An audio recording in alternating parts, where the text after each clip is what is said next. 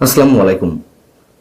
বিএনপির ভূমিধস বিজয়ের পরপরই আওয়ামী লীগের কোটি কোটি কর্মী সমর্থক এবং একই সঙ্গে সাধারণ মানুষের মধ্যে নিঃসন্দেহে প্রশ্ন উঠছে, এই মুহূর্তে আওয়ামী লীগের প্রতি বিএনপির আচরণ কেমন হবে? আওয়ামী লীগের নেতা কর্মীরা কি সহসাই রাজনীতি ফিরতে পারবেন? খুব স্বাভাবিক প্রশ্ন।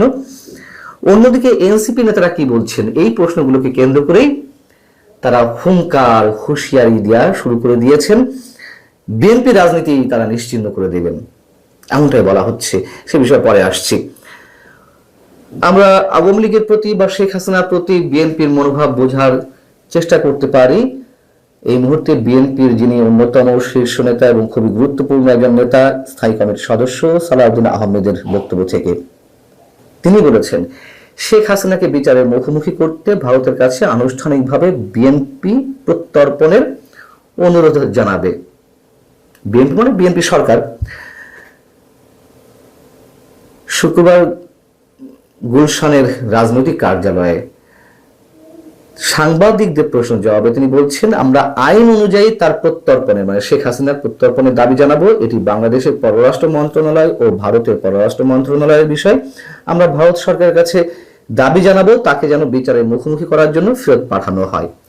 বক্তব্যটা আমরা একটু খেয়াল করি, খুবই সফট মনোভাব প্রকাশ করেছেন। মানে এর বাইরে তো তিনি বলবেন না যে সব মাপ সবকিছু আমরা ভুলে গেছি, একেবারে আওয়ামী লীগ বা শেখ হাসিনাকে আমরা ওয়েলকাম জানাচ্ছি, প্রশ্নই ওঠে না। আইনের ভাষাতেই তাকে কথা বলতে হবে। যেহেতু শেখ হাসিনা দণ্ডিত আসামি, বাংলাদেশের যে আদালতই হোক, ফাঁসির রায় তো তার বিরুদ্ধে ঘোষিত হয়েছে। তবে খুবই সফটলি তিনি কথাগুলো বলেছেন। এর সাথে বিএনপির তৃণমূলের একটি ঘটনা উল্লেখ করতে চাই। আমি বলছি না এই ঘটনার মধ্য দিয়েই একেবারে সবকিছু মানে বিএনপি কেন্দ্রীয় পর্যায় থেকেও রাতারাতি এ ধরনের সিদ্ধান্ত নিয়ে নেবে।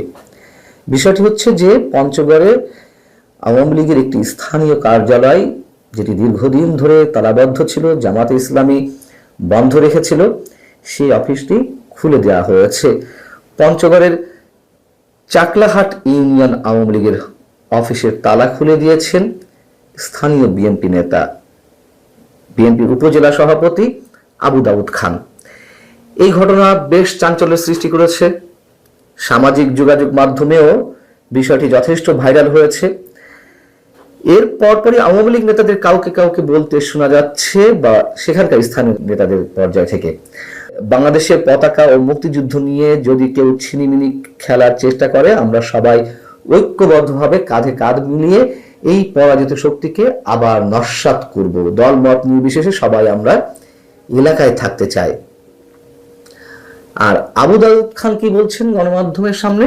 তিনি বলছেন, দীর্ঘ 18 বছর পর আমাদের বিজয় হয়েছে।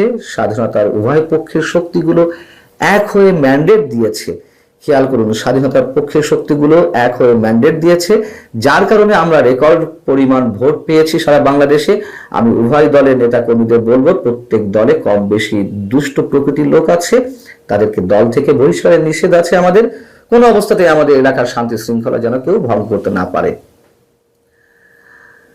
আওয়ামী লীগের ভোটাররা তো বিএনপিকে ভোট দিয়েছিল, যেমন সত্য। আবার জামাতের ভোট ব্যাংকে আওয়ামী লীগের কিছু ভোট গেছে, যারা এই 18 মাস বিএনপির তৃণমূল নেতাকর্মীদের দ্বারা নির্যাতিত হয়েছে, সবই সত্য।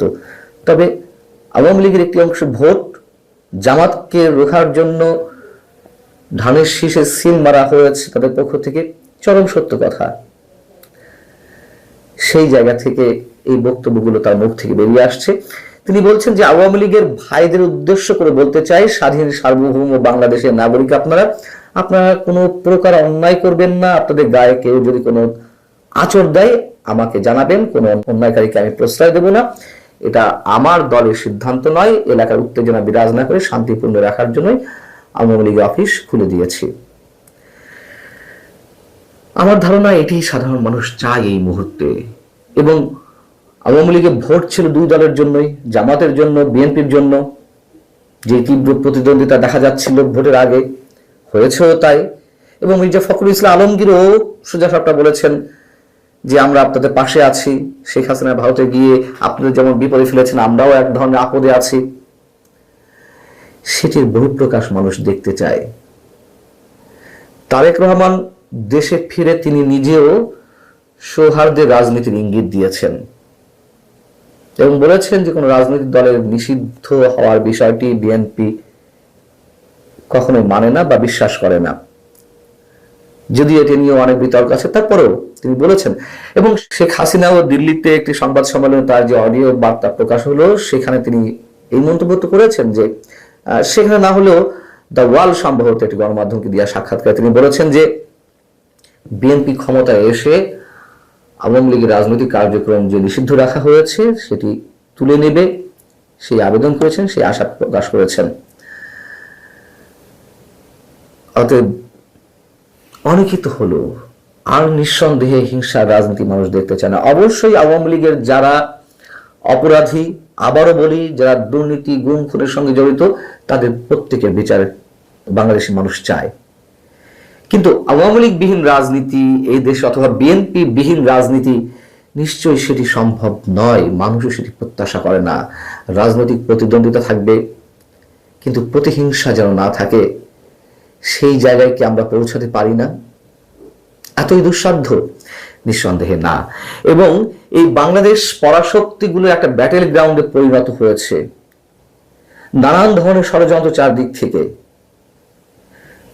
বিএনপির কাছে অন্তত মানুষের প্রত্যাশা দেশকে বাঁচাতে অন্তত গঠনমূলক রাজনীতির মধ্য দিয়ে বাংলাদেশকে একটা জায়গায় নিয়ে যাওয়া যায় কিনা। সত্যি সত্যি তারেক রহমানের প্রতি মানুষই আশাটা করছে, প্রত্যাশাটা করছে। অথচ যেই কথিত বিপ্লবের স্বপ্ন দেখিয়েছিল এই তরুণ নেতারা, যেই স্বপ্ন বলে বাংলাদেশ বিনির্মাণের কথা তারা বলেছিল, তার বিপরীতে আমরা দেখলাম যে মপতন্ত্র কায়েম হতে পুরো 18টা মাস একটা অস্থিরতার মধ্য দিয়ে যেতে বাংলাদেশের সবকিছুকে এই তরুণদের একাংশ কারণে তো, যাদের চোখে মানুষ স্বপ্ন দেখেছিল, তারা আবার এখন এই মুহূর্তে এসে হুঙ্কার ছাড়ছে, হুঁশিয়ারি ছাড়ছে। এমনিতে তারা দায়মুক্তি আইন বাগিয়ে নিয়েছে ডক্টর ইউনূস সরকারের কাছ থেকে। তাদের পক্ষ থেকে এখন যে হুঙ্কার হুঁশিয়ারি দেওয়া হচ্ছে, এটি আর মানাচ্ছে না তাদের মুখে। মানুষ যে কিভাবে প্রত্যাখ্যান করেছে তাদেরকে, সেটা তো প্রমাণিত। যে 6টি আসন এনসিপি পেয়েছে তা তো জামাতের কাঁধে ভর করে। এবং যে কথাগুলো বলা হচ্ছে যে এনসিপির কোন নেতা একটা আসন থেকেও জিততে পারবে না, জাতীয় সংসদে একটা আসন দূরের কথা, তারা ইউনিয়ন পরিষদের মেম্বার চেয়ারম্যানের পদে দাঁড়ালেও জিততে পারবে না। চরম বাস্তবতা। সেই এনসিপি নেতারা এখন যে হুঙ্কার হুঁশিয়ারি ছাড়ছে আগে থেকেই, তাদের বিপদ আশ করতে পেরে, তাদের বিপদ দিয়ে তো বাংলাদেশ চলবে না। পুরো বাংলাদেশটা এই বিপদগ্রস্ত হচ্ছে কিনা ক্রমান্বয়ে মানুষ সেটাই বিবেচনা করবে। আসিফ মাহমুদ সজীব ভুইয়া তিনি কি বলছেন? আওয়ামী লীগের সঙ্গে হাত মেলালে 3 মাসের মধ্যেই বিএনপির পতন ঘটবে। দেখা যাক। নাসিরউদ্দিন পাটোয়ারি তিনি মন্তব্য করলেন, মির্জা আব্বাসের রাজত্ব ভেঙে খান খান করে দেওয়া হবে, বিএনপির রাজনীতি নিশ্চিহ্ন করে দেওয়া হবে। এই উত্তেজনা, এই আক্রমণাত্মক বক্তব্য মানুষ আর দেখতে চায় না। এনাফ ইজ এনাফ, অনেক হয়েছে। পঞ্চগড়ে বিএনপি নেতা যে দৃষ্টান্ত স্থাপন করলেন, আমার মনে হয় ধীরে ধীরে বিএনপি সেদিকে যাবে, অন্তত মানুষের প্রত্যাশা সেটি।